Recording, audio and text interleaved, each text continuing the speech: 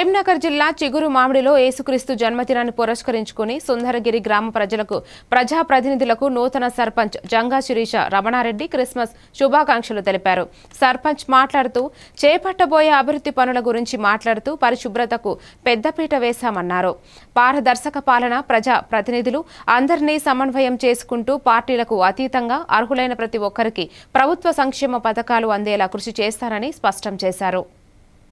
సుందరగిరి గ్రామ ప్రజలందరికీ నా యొక్క హృదయపూర్వక నమస్కారాలు తెలియజేసుకుంటున్నాను. నేను జంగా శిరీష రమణారెడ్డిని మాట్లాడుతున్నాను. ఇంత గొప్ప బాధ్యతను అప్పగించిన గ్రామ ప్రజలందరికీ నా యొక్క హృదయపూర్వక ధన్యవాదాలు తెలియజేసుకుంటున్నాను.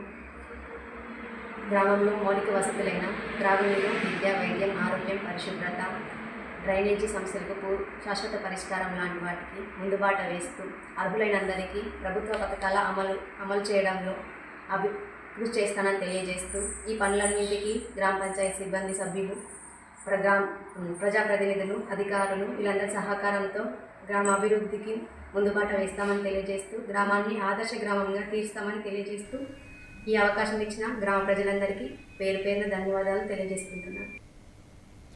మరిన్ని డీటెయిల్స్ తో మళ్ళీ